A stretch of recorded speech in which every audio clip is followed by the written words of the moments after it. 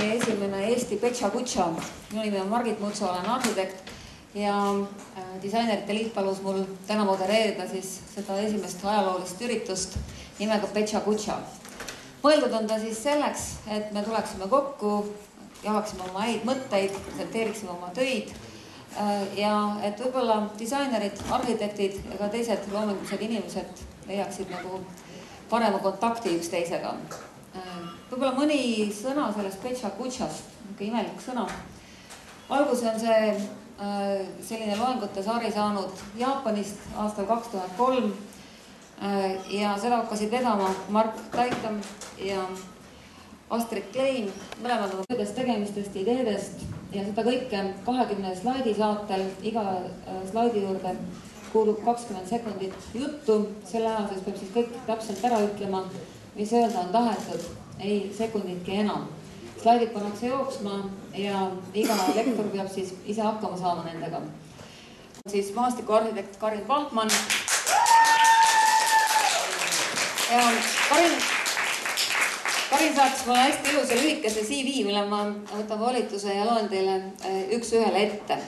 Haridus, urbanistika magister, EKA 2007, maastikuarhitektuuri bakalaureus, EMÜ 1999, töökoht ASK & H, maastikuarhitekt, TTÜ maastikuarhitektuuri tuutor.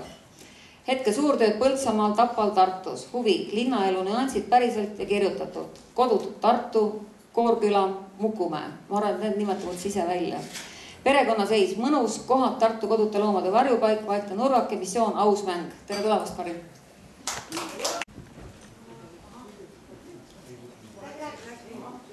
Nii, räägin siis murest, mis on seoses tööga ja üleüldse, et kohad ja kohatus, et mis see kohatu koht on. Kohatud kohad on sellised, millele ei ole mitte midagi muud, kui neil on ainult funktsioon ja sisu või selliste sügavamat mõtet ei ole neile antud ja neid kasutatakse. Nad on väga igavad ja tihtipeale ka ohtlikud.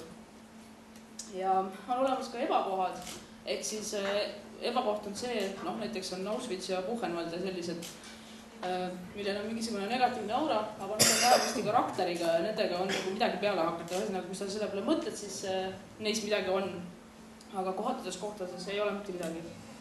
Ja kohatud kohad tekivad sellepärast, et kui midagi tehakse, siis ei tehta seda heas usus, vaid lihtsalt sellepärast, et asi kaelast ära saada.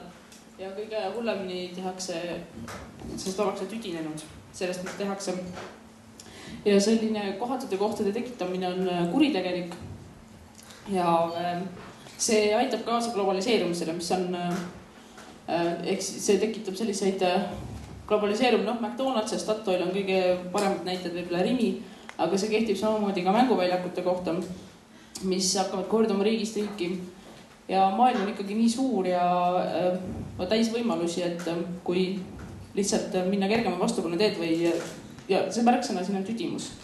Et seda konkreetselt mänguväljakut samasugust ma nägin ka Rumeenia Mägikülas, kus ta mõjus veel nagu kohatumalt.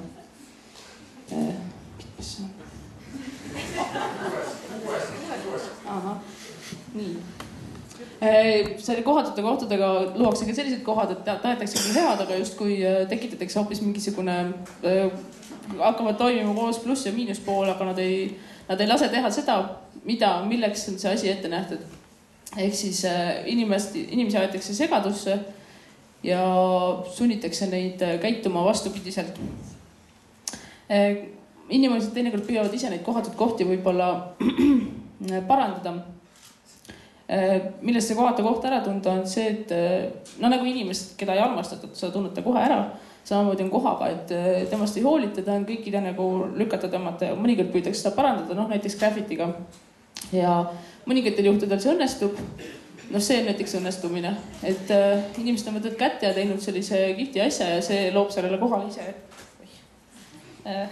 Juba tekitab selle mingi meeleolu.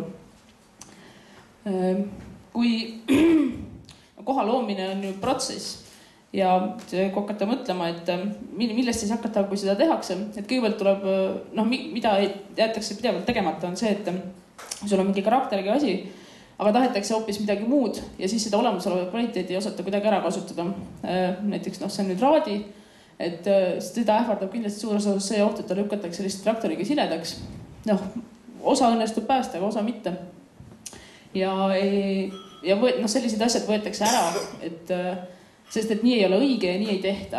Ja kuigi see asi tegelikkuses toimib väga hästi, see lihtsalt lõhutakse maha.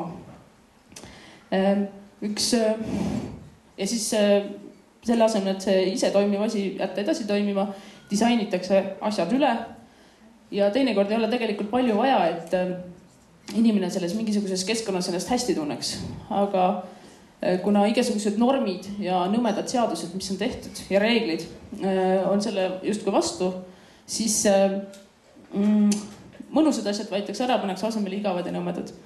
Ja mis see koha loomise protsessis on? Koht on sotsiaalne konstruktsioon, kõik, mis temas on head või halba, see on kõik meie endi antud ja tehtud.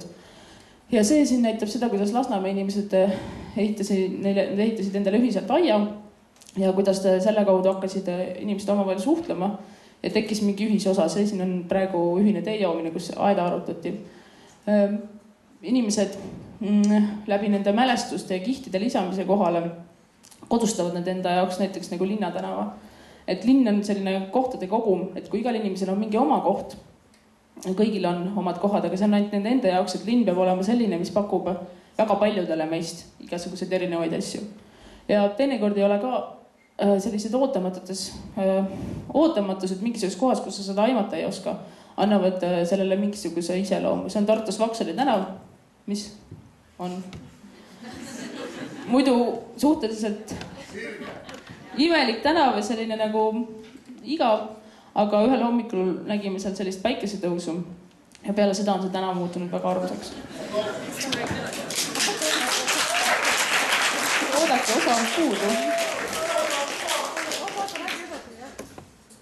Ahah, et väikesed ja lihtsad asjad on need, mida tegelikult inimesed valdavalt tahavad.